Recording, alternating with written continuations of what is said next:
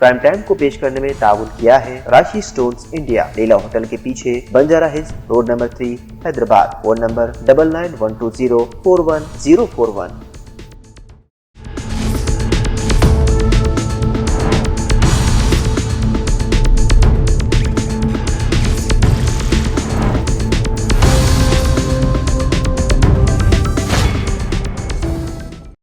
अस्सलाम वालेकुम नाज़रीन, सियासत टीवी के प्राइम टाइम में आप सबका तहे दिल से इस्तकबाल है। मैं हूं फरजान अहमद। सबसे पहले पेश है प्राइम टाइम की हेडलाइंस।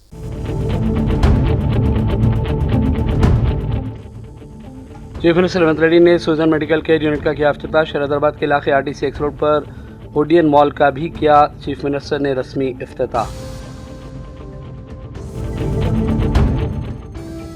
रेवंत रेड्डी के पास सिनेमा हॉल का इफ्तिताह करने के लिए वक्त है, लेकिन उसी अशोकनगर इलाके में बेरोजगार नौजवानों से मिलने का टाइम नहीं। साबिक़ा रियासती वज़ीर हरीश राव का इल्ज़ाम।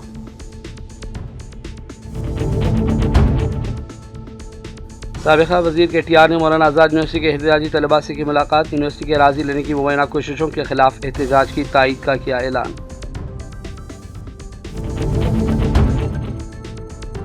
तेलंगाना DGP को अदालत से मिली राहत। मुअत्तली की दरख्वास्त को तेलंगाना हाई कोर्ट ने किया मुस्तरद।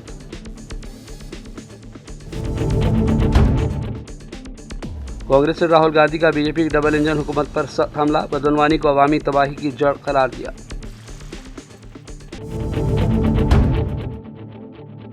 IPAC छापा मामला, ED ने हाई कोर्ट से किया रुजू। ममता बनर्जी ने पुलिस में दर्ज करवाई शिकायत।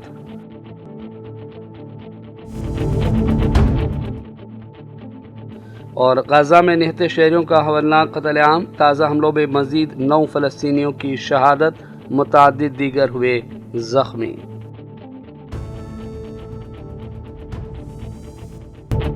हेडलाइंस आपने देखी और पेश खबरों की तफसीलात शुरुआत करेंगे बड़ी खबरों से। चीफ मिनिस्टर रेवंत रेड्डी ने सुजन मेडिकल केयर यूनिट का आज इफ्तिताह अंजाम दिया। इसके अलावा शहजादाबाद के इलाके RTC एक्स रोड पर रेवंत रेड्डी ने ओडियन मॉल का भी रस्मी इफ्तिताह अंजाम दिया। इसमें एक सिनेमा हॉल भी शामिल है, जिसका इफ्तिताह अमल में लाया गया। दीगर रियासती वज़रा और कांग्रेस लीडरों के अलावा अहम शख्सियात ने इस इफ्तिताही तकरीब में रेवंत रेड्डी के हमरा शिरकत की। साबिक़ा रियासती वज़ीर हरीश राव ने इल्ज़ाम लगाया कि रेवंत रेड्डी के पास सिनेमा हॉल का इफ्तिताह करने के लिए वक्त है, लेकिन इसी अशोकनगर इलाके में बेरोजगार नौजवानों से मिलने का टाइम नहीं है। हरीश राव ने भी कहा कि नौजवानों को रोजगार देने के वादे किए गए, लेकिन तेलंगाना कांग्रेस हुकूमत इन वादों को पूरा करने में नाकाम हुई। चीफ मिनिस्टर अपने वादों को पूरा करें और नौजवानों के ख्वाब को शर्मिंदा ताबीर किया जाए।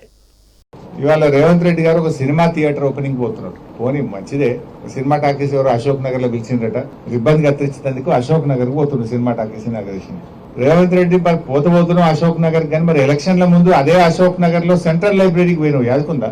నువ్వు రాహుల్ గాంధీ కలిసి అశోక్ నగర్ లో ఆ సినిమా టాకీస్ పక్కకే సెంట్రల్ లైబ్రరీ ఉంటది. అక్కడ మెట్ల మీద కూర్చొని బిడ్డ మాకు గవర్నమెంట్ వచ్చేటట్టు చేయి, మా గవర్నమెంట్ వస్తే కాంగ్రెస్ ప్రభుత్వం రాగానే 2 లక్షల ఉద్యోగాలు ఒకటే ఏడాది ఇస్తా అని మాట ఇచ్చేచ్చినావు. మరొక్కసారి పోయిరారా అందాక సినిమా టాకీస్ రిబ్బన్ కత్తిరించినాక ఒక్కసారి అశోక్ నగర్ సెంట్రల్ లైబ్రరీకి పోయిరారాదు. పోయి ఏం చేసినావో, వాళ్ళకి ఇచ్చిన మాట ఏందో ఒక్కసారి మాట్లాడు. నిన్న దిల్సుఖ్ నగర్ లో పిల్లలంతా రోడ్ల మీదకి వచ్చి ధర్నా చేసింది. ఎన్నికల ముందు కాంగ్రెస్ వాళ్ళేమో 2 లక్షల ఉద్యోగాలు ఏడాది ఇస్తాం, గవర్నమెంట్ ఉద్యోగాలు ఇస్తామన్నారు. నిన్న అసెంబ్లీలో మంత్రి శ్రీధర్ బాబు గారు చెప్తున్నారు, గవర్నమెంట్ ఉద్యోగాలు ఏడుంటాయి బై, ప్రైవేట్ లో నౌకరు చేసుకోపోయి అందరి గవర్నమెంట్ ఉద్యోగాలు ఇచ్చి సాధ్యమవుతుందా? ఇది కాదు అని చేతులు ఎత్తేసాడు. బట్టి విక్రమార్క గారేమో జాబ్ క్యాలెండర్ పెట్టి జాబ్లెస్ క్యాలెండర్ చేసేసిండు దాన్ని. మరి ఇప్పుడు అశోక్ నగర్ కు రేవంత్ రెడ్డి గారు సినిమా టాకీస్ ఇనాగ్రేషన్ పోతే 1000 మంది పోలీసు వాళ్ళని పెట్టిరట. ఏదైనా సందులకెళ్ళి పొలాలు అత్తారేమో అడుగుతారేమో అని 1000 మంది పోలీసు వాళ్ళని పెట్టుకుని సినిమా టాకీస్ ఇనాగ్రేషన్ పోతుండే. ఇప్పుడు నిన్న మొన్న దిల్సుఖ్ నగర్ లో పిల్లలు పాపం ఏమైనాయి మా 2 లక్షల ఉద్యోగాలు, ఏమైంది మా జాబ్ క్యాలెండర్ అని అడిగితే వాళ్ళ ఈపులన్నీ వాయగొట్టారు, బూతులు తిట్టింది పోలీస్ అధికారులు. మనం చూసిన సోషల్ మీడియాలో ఆ నిరుద్యోగ పిల్లల్ని నోటితో ఉచ్చరించలేని భాషలో బూతులు తిట్టుకుంటూ ఈపులన్నీ పగలగొట్టిండ్రు, రక్తాన్ని చిందించే విధంగా కొట్టిండ్రు పిల్లల్ని. ఇప్పుడేమో ఈయన అశోక్ నగర్ పోయి సినిమా టాకీస్ ఇనాగ్రేషన్ చేస్తారు. నేను రేవంత్ రెడ్డి డిమాండ్ చేస్తున్నా, సరే సినిమా టాకీస్ కు పోతావా, యాడికి పోతావో నీ ఇష్టం, నేను దాని గురించి మాట్లాడా. కానీ అదే అశోక్ నగర్ లో నువ్వు ఇనాగ్రేట్ చేసే సినిమా థియేటర్ పక్కనే అశోక్ నగర్ సెంట్రల్ లైబ్రరీ ఉంది. అక్కడికి వెళ్లి పిల్లలకు ఆనాడు నువ్వు ఏం మాట ఇచ్చినవో, ఎన్ని ఉద్యోగాలు ఇచ్చినవో దాని సంగతి చెప్పు. దాకా పోయి అశోక్ నగర్ సెంట్రల్ లైబ్రరీ దాకా పోయి నీ జాబ్ క్యాలెండర్ సంగతి ఏందో, నీ నిరుద్యోగ భృతి ఏందో, ఆడపిల్లల స్కూటీలు ఏందో, నీ 2 లక్షల ఉద్యోగాల కథ ఏందో చెప్పు. అక్కడ మాట్లాడాలని చెప్పి నేను ఈరోజు డిమాండ్ చేస్తున్నా. నువ్వు సెంట్రల్ లైబ్రరీకి పో. ఎందుకు గంతమంది సినిమా టాకీస్ ఇనాగ్రేషన్ కు 1000 మంది పోలీసులు ఎందుకు? 1000 మంది పోలీసులను పెట్టుకొని సినిమా టాకీస్ ఇనాగ్రేషన్ చేస్తావు ముఖ్యమంత్రి. మరి ఎన్నికల ముందు అయితేనేమో ఆడికి పోతివి, ఇప్పుడు ఎన్నికలు అయిపోయినాక ఇక అశోక్ నగర్ సెంట్రల్ లైబ్రరీ యాదకొస్తలేదా? అదే సరూర్ నగర్ స్టేడియంలో ప్రియాంక గాంధీ గారిని తీసుకొచ్చి ఆనాడు యూత్ పాలసీ అని డిక్లేర్ చేసినావు కదా. పిల్లలకు ఎగ్జామ్లకు ఫీజే ఉండదు అన్నాడు. ఇప్పుడేమో ముక్కు వెండి ఫీజు వసూలు చేస్తుండు. 2 లక్షలు పక్కా అన్నాడు. నిరుద్యోగ భృతి 5000 అన్నాడు. స్కూటీలు అన్నాడు. జాబ్ క్యాలెండర్లు అన్నాడు. బ్యాక్లాగ్ పోస్టులు రిక్రూట్ చేస్తా అన్నాడు. ఇవాళ అన్ని ఎగబెట్టిండు. పోలీసు వాళ్ళని పెట్టుకొని ఇక ముంగట 4 వెనక 4 బండ్లు పెట్టుకొని సాటుకు తిరుగుతున్నాడు. ముఖ్యమంత్రికి ధైర్యం ఉంటే, చిత్తశుద్ధి ఉంటే, నిజంగా నిరుద్యోగ యువతకు న్యాయం చేసిన నమ్మకం ఉంటే నువ్వు Ashok Nagar central library visit చేయి. లేదంటే తోక ముడుచుకొని పారిపోతే నువ్వు నిరుద్యోగ యువతను మోసం చేసినట్టుగా భావించాల్సి ఉంటుంది. साबिक़ रियासती वज़ीर KTR ने मौलाना आज़ाद यूनिवर्सिटी के एहतजाजी तलबा से मुलाकात की। यूनिवर्सिटी के अराज़ी लेने की कांग्रेस सरकार हुकूमत और मरकज़ की मुबैना कोशिशों के खिलाफ सख्त एहतजाज किया। KTR ने कहा कि यूनिवर्सिटी की तोसी के लिए अराज़ी है जिस पर हुकूमत काबिज़ होना चाहती है। KTR ने कहा कि पार्टी तलबा के साथ खड़ी रहेगी और इस अराज़ी को यूनिवर्सिटी से वापस लेने की किसी भी कोशिश को नाकाम बनाया जाएगा। यही है आपकी मोहब्बत की दुकान राहुल जी। आप बताइए, सवाल का जवाब दीजिए। आज बच्चे रोड पे आके आंदोलन कर रहे हैं, वहां पे क्या नौबत थी? वो आते हैं यहाँ पे, पूरे हिंदुस्तान में 28 जो रियासत है वहां से आके यहाँ पढ़ाई करते हैं, उनकी फ्यूचर के लिए कुछ अच्छा मेहनत कर रहे हैं वो। आज उनको मजबूरन आपकी हुकूमत की तरफ से जो मजबूरी यहाँ पे खड़ा किया गया, उसके जवाब में बच्चे आज बाहर आके उनको आंदोलन करना पड़ रहा है। मैं डिमांड करूंगा राहुल गांधी से, अगर आप लीडर ऑफ ऑपोजिशन सही में हो तो आप हुकूमत को, मरकजी हुकूमत जो है, जो यूनियन गवर्नमेंट है, उनको सवाल करिए। उनको बोलिए एक सेंट्रल यूनिवर्सिटी है, एक्सपैंड करना चाहती है, उनका इंफ्रास्ट्रक्चर में एडिशन करिए। वहां के अगर सहूलत और इम्प्रूव करना है, वहां की इंफ्रास्ट्रक्चर और इम्प्रूव करना, तो जरूर करिए, आवाज उठाइए। वो नहीं करते हो और यहां पे आके कहते हो कि अनयूज्ड लैंड है इसलिए वापस लेंगे। ये लैंड अनयूज्ड नहीं है, ये लैंड है फ्यूचर एक्सपेंशन के लिए यूनिवर्सिटी की। आज पूरे हिंदुस्तान में एक लौती यूनिवर्सिटी है उर्दू स्टडीज के लिए, सेंट्रल यूनिवर्सिटी, यहाँ की मनु।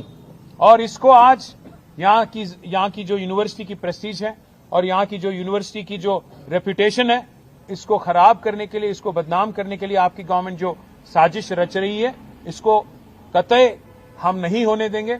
BRS की तरफ से हम आपको वादा करते हैं, इन बच्चों को, यूनिवर्सिटी के जो बच्चे आज हमारे पास आए, विलंदर की मेमिस्तुन माटा। शहर हैदराबाद में वाक़ मौलाना आज़ाद नेशनल यूनिवर्सिटी को महकमा माल हुकूमत तेलंगाना की जानिब से यूनिवर्सिटी के अराज़ी को वापस लेने के सिलसिले में शौकास नोटिस मौसूल हुई थी, जिसके बाद से तलबा, गैर तदरीसी अरकान और दीगर में शदीद बेचैनी पाई जाती है। यूनिवर्सिटी के असातिज़ा की अंजुमन और ऑफिसर एसोसिएशन ने इदारे को मुख्तस ज़मीन को वापस लेने के लिए महकमा माल की जानिब से जारी करदा नोटिस पर शदीद रद्द-ए-अमल ज़ाहिर किया और इसकी सख्त मज़म्मत की। ये अंजुमनें यूनिवर्सिटी की मुकम्मल तायद में सामने आई हैं। इनका कहना है कि हम तालीम के इस गुलशन और मौलाना आज़ाद के नाम से लगाए गए इस चमन की 1 इंच ज़मीन भी किसी को कब्ज़ा करने नहीं देंगे। उर्दू यूनिवर्सिटी के तलबा तालिबात ने मीडिया से बातचीत की और कहा कि कांग्रेस हुकूमत में अगर यूनिवर्सिटी की अराज़ी वापस ली जाती है तो ये इंतहाई अफसोसनाक इक़दाम होगा और हम तलबा और तालिबात इसकी शदीद मुखालिफत करेंगे। तलबा और तालिबात ने कहा कि हुकूमत अपने फ़ैसले पर दोबारा गौर करे और यूनिवर्सिटियों की अराज़ी को कब्ज़े में लेने के इरादे तर्क कर दिए जाएँ। तलबा ने मजलिस पार्टी से भी अपील की कि वो भी इस मामले में मुदाखलत करे और अगर वो दुरुस्त फ़ैसला न करे और तलबा का साथ न दिया गया तो इसके ख़िलाफ़ भी एहतजाज किया जाएगा। मैं रिसर्च स्कॉलर हूँ मौलाना आज़ाद नेशनल यूनिवर्सिटी की। अभी कुछ दिन पहले हमारी यूनिवर्सिटी को एक नोटिस भेजा गया है कांग्रेस गवर्नमेंट की तरफ से। उसमें ये है कि हम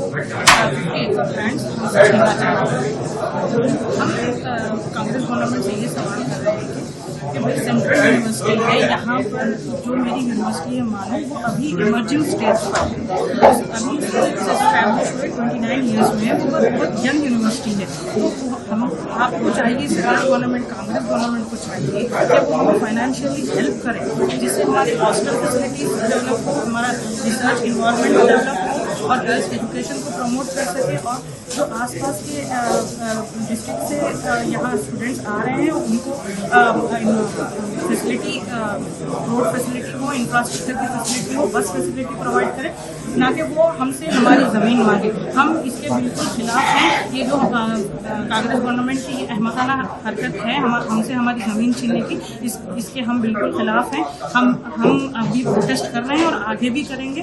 हम ये चाहते हैं कि वो हम ये जो शोकॉज नोटिस दी गई है उसको फौरन से विथड्रॉ करें। I'm a research scholar in Department of English. I am from the University of Maulana Azad Ashur University. We all are here to ask Congress government to take their showcase notice back, because the land belongs to students and we have right to study there. We will not inch back. We will fight till the showcase notice will be withdrawn. So it's a very normal request from the government to take their showcase notice back. Instead of that, you should come forward and help us for non-net fellowship. Increase the amount of non-net fellowship, because from 2006 the amount is still 8,000. Right now we are in 2026. You can see the economy. कितना खर्चा बढ़ रहा है, सब कुछ हो रहा है। 8,000 में क्या होता है? हम एक लड़की है, हम एक कपड़ा भी खरीदने जाती है तो वो 500 या 1,000 रुपए से कम का नहीं आता है, और आप हमसे 8,000 के अंदर बोलते हो कि महीने का खर्चा चलाओ। आपको हमें सपोर्ट करना चाहिए, आगे बढ़ना चाहिए। इंस्टेड ऑफ सपोर्टिंग है आगे बढ़ने के, आप हमारे ही लैंड खींचिए, जबकि हमारे रजिस्ट्रार ने ऑलरेडी CPTW को DPR बोला है कि आप प्रॉपर्ली DPR बना के थे, उन्होंने नहीं दिया, वो उनकी गलती है। उसकी वजह से आप हमारे स्टूडेंट्स को आगे बोल रहे हो कि हाँ लैंड दो। हम हमारे स्टूडेंट्स प्रोटेस्ट नहीं करना चाहते। हम लोग बहुत प्यार से आपसे बस एक रिक्वेस्ट कर रहे हैं कि आप अपना शोकॉज नोटिस वापस लो, हमारा लैंड बिकाऊ नहीं है। Thank you so much. मैं डिपार्टमेंट ऑफ लॉ से हूँ, मौलाना आज़ाद नेशनल उर्दू यूनिवर्सिटी। देखिए, यहाँ पर जो हुकूमत की तरफ से ये बात आई है कि ये जो ज़मीन है इसको हम इस्तेमाल करेंगे और अच्छी चीज़ों में इस्तेमाल करेंगे। हम पूछना चाहते हैं कि तालीम से अच्छी चीज़ कौन सी होती है? तालीम अगर हासिल करेंगे तभी तो क्या नाम है हमारी हिंदुस्तान तरक्की की राहों पर गामजन होंगे। दूसरी बात ये कि जब ये गंदी हरकतें की जा रही हैं तो इसकी मुखालिफत होनी चाहिए, पुरजोर मुखालिफत होनी चाहिए। आज लीडर अपोजिशन में क्या नाम है हमारे जो KTR साहब हैं, हमने उनसे मिला और उन्होंने हमें फुल समर्थन दिया है, और इसी तरीके से हम दीगर अपोजिशन जो है उनके पास जाएंगे और हम उनसे यही कहना चाहते हैं कि देखिए, अगर हमारे यूनिवर्सिटीज पर कोई आंच आई है तो आप आवाज लेकर उठिए, वरना अगर आप आवाज लेकर न उठेंगे तो फिर इलेक्शन के दौरान मत कहिएगा कि हम आपके मफाद के लिए काम करें। MIM मजलिस इत्तेहादुल मुस्लिमीन से ये डिमांड कर रहे हैं कि देखें, आप हैदराबाद में आपकी टीम बहुत बड़ी है, आप आए और हम तलबा को, हम स्टूडेंट्स को सपोर्ट करें और हमारी जमीनें जो हमसे छीनी जा रही हैं उस पर आप पुरजोर आवाज उठाएं। और बीजेपी से भी हम यही कहना चाहते हैं कि अगर हमारे लिए कुछ गलत किया जा रहा है तो आप उस पर आवाज उठाएं। देखें, तलबा ये किसी पार्टी के नहीं होते हैं, तलबा ये फ्यूचर लीडर्स हैं। आप फ्यूचर लीडर्स को बढ़ावा दें, तभी क्या नाम है आप एक अच्छे नेता निकल। माइनॉरिटीज के वो अगर कुछ जिम्मेदारान हैं तो मैं उनसे यही कहना चाहता हूं कि माइनॉरिटीज की वाकई में अगर आप फलाह बहबूदी चाहते हैं और बच्चों की तालीम पर आप कुछ उनका उज्जवल भविष्य देखना चाहते हैं तो आइए इस मामले में आप बढ़ चढ़कर हिस्सा लीजिए, आप हमारी आवाज बनिए, क्योंकि हम जो आवाज उठाएंगे वो हमारी आवाजें महदूद रह जाएगी, लेकिन आप हैं जो आप अपनी आवाज को उठा सकते हैं और हम तलबा का सपोर्ट कर सकते हैं। आइए हमारी सपोर्ट कीजिए। BRS के वर्किंग सदर KTR ने तेलंगाना भवन में अखिलती फलाह बहबूद प्रोग्राम 2026 का कैलेंडर जारी किया। ये कैलेंडर BRS के सीनियर कायद शेख अब्दुल्ला सोहेल ने मुरतब किया, जिसमें दोनों कैलेंडर शामिल है। इसमें पार्टी सरबराह और साबिक चीफ मिनिस्टर KCR के बयानात दर्ज हैं। कैलेंडर BRS के 10 साला दौरे इख्तिदार का जायज़ा पेश करता है, जिसमें मुस्लिम अक़लियत के लिए शुरू करदा फलाही स्कीमात और बुनियादी ढांचे के अहम मनसूबों को नुमायाँ जका दी गई। इनमें शादी मुबारक स्कीम, KCR किट्स की तकसीम और दीगर फलाही इक़दामात का तस्करा है। इसके अलावा नए सेक्रेटरीट में मसाजिद की तामीर, अनीसुल ग़ुरबा की बाज़ाबादकारी, उर्दू मस्कन और दीगर इदारों को तरक्की देने को भी उजागर किया गया। महमूद अली को रियासत का पहला डिप्टी CM बनाने और बाद में वज़ीर दाखिला मुक़र्रर किए जाने का भी हवाला इसमें दिया गया है। निज़ामाबाद के MP और BJP लीडर D अरविंद ने इश्तियाल अंगेज़ बयान दिया और कहा कि हिंदुस्तान BJP की मर्ज़ी से चलेगा और निज़ामाबाद का नाम इंदौर कर दिया जाएगा। आइए देखते हैं D अरविंद का ये इश्तियाल अंगेज़ बयान। ये हिंदुस्तान है भाई साहब, ये देश का नाम हिंदुस्तान है, हिंदुस्तानी रहेगा। और इसका नाम, ये शहर का नाम इंदौर था, आगे चल के इंदौर बनेगा। बीच में कोई गधा निजाम करके कोई गधा आके नाम बदला,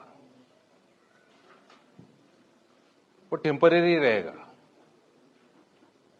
इसमें उछलने का जरूरत नहीं है। बिल्कुल बनेगा इंदौर।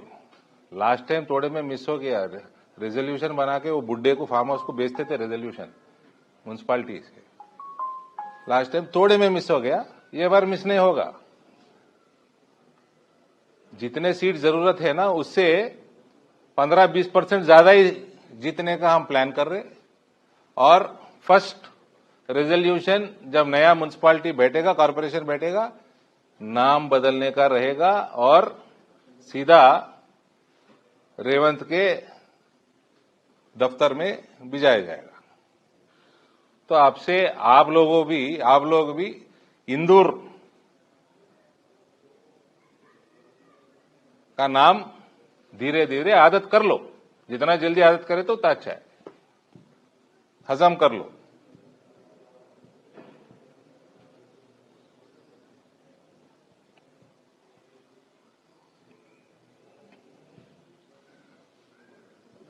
वो నిజాం का नाम भी वो అంతా అది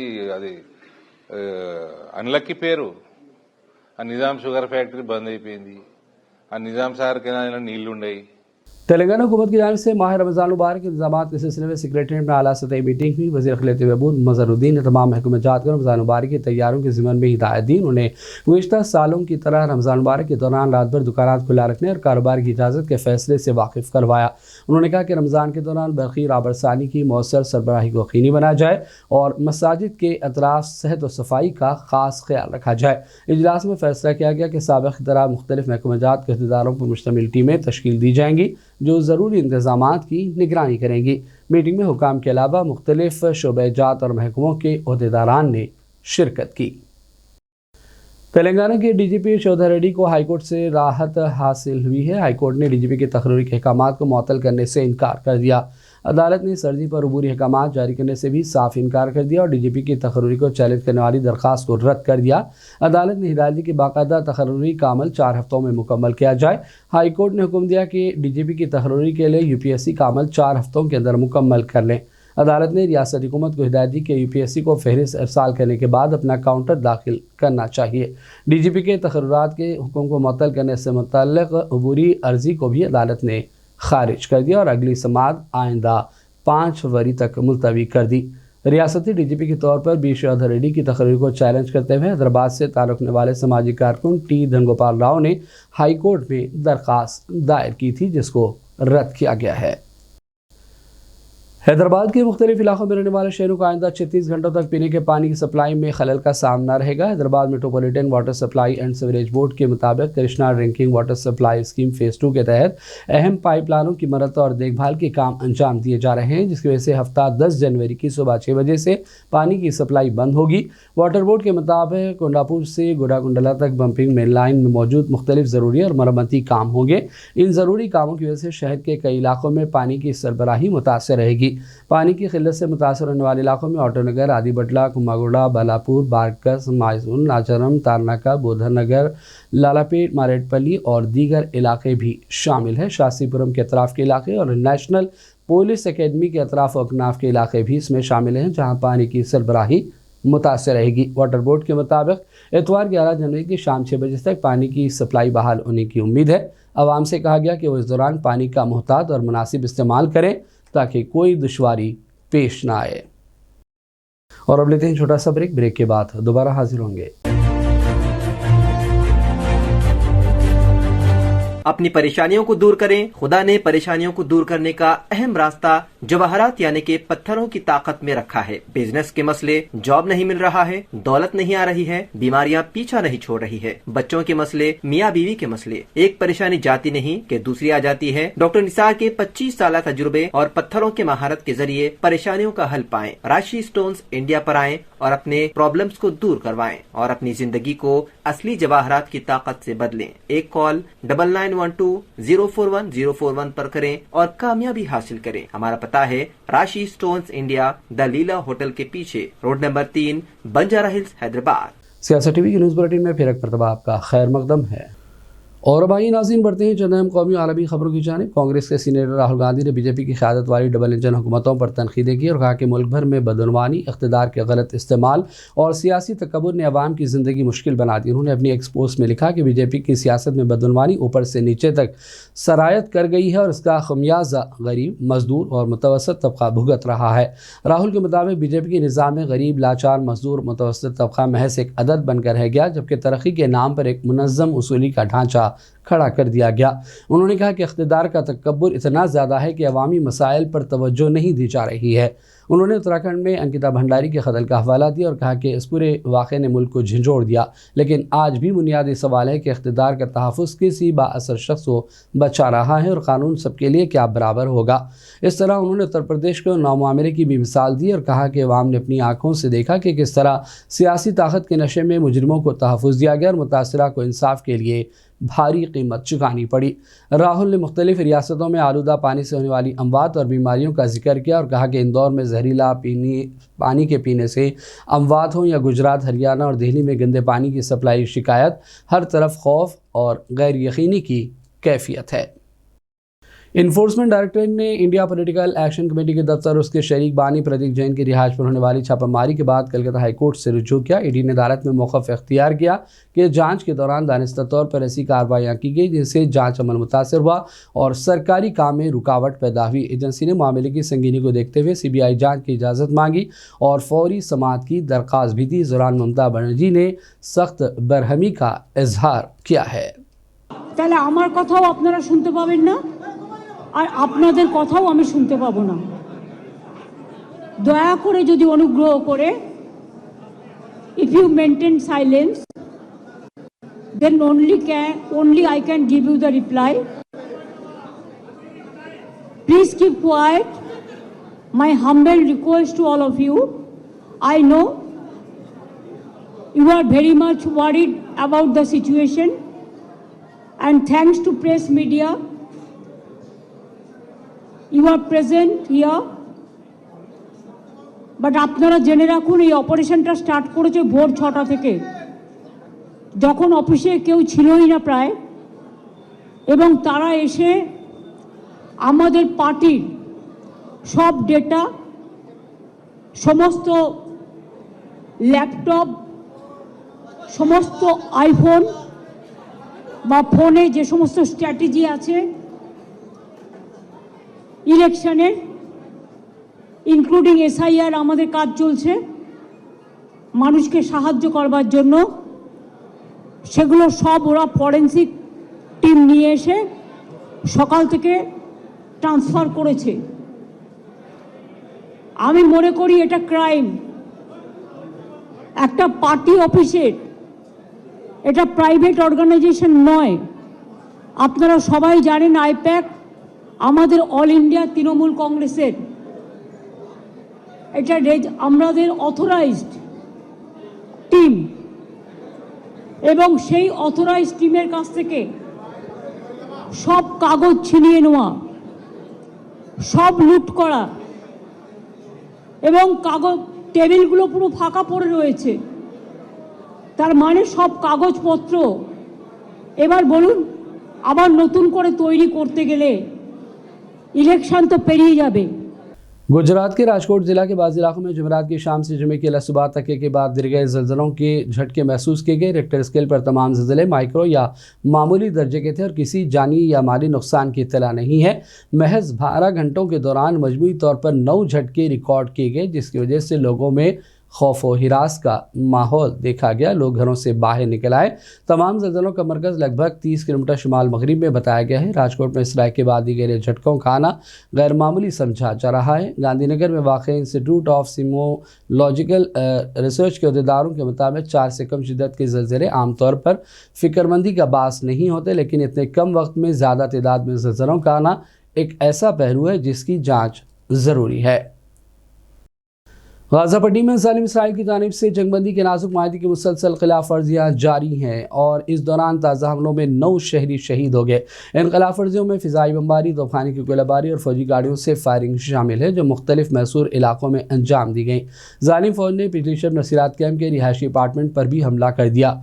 इसके अलावा काबिज़ फ़ौज की मुसलसल फ़िज़ाई कार्रवाइयाँ भी जारी हैं, जिसमें 9 अफराद की शहादत की अब तक तस्दीक कर दी गई है, जबकि मुतअद्दिद दीगर अफराद ज़ख्मी बताए गए हैं।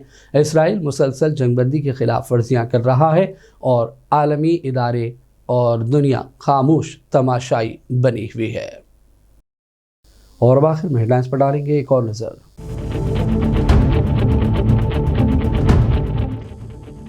चीफ मिनिस्टर रेवंत रेड्डी ने सुजन मेडिकल केयर यूनिट का किया इफ्तिताह। शहरदाबाद के इलाके RTC एक्स रोड पर ओडियन मॉल का भी किया चीफ मिनिस्टर ने रस्मी इफ्तिताह।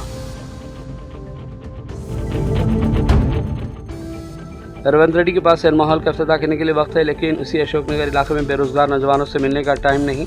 साबिक़ा रियासती वज़ीर हरीश राव का इल्ज़ाम।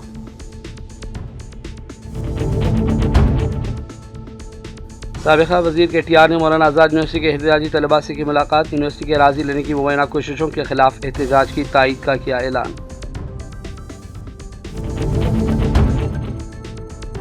तेलंगाना DGP को अदालत से मिली राहत। मुअत्तली की दरख्वास्त को तेलंगाना हाई कोर्ट ने किया मुस्तरद।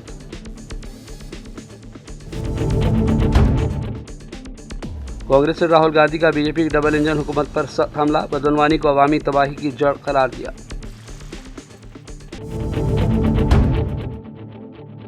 IPAC छापा मामला, ED ने हाई कोर्ट से किया रुजू। ममता बनर्जी ने पुलिस में दर्ज करवाई शिकायत।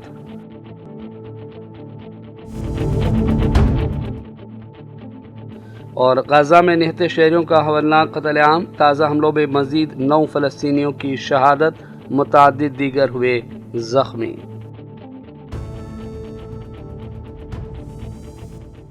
प्राइम टाइम का सिलसिला फ़िलहाल यही ख़त्म करते हैं। मोहम्मद फरजान अहमद को पूरी टीम के साथ इजाज़त दें। देखते रहिए सियासत TV।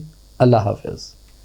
प्राइम टाइम को पेश करने में ताउन किया है राशि स्टोन्स इंडिया, लीला होटल के पीछे, Banjara hills, road number 3, Hyderabad. Phone number 9912041041।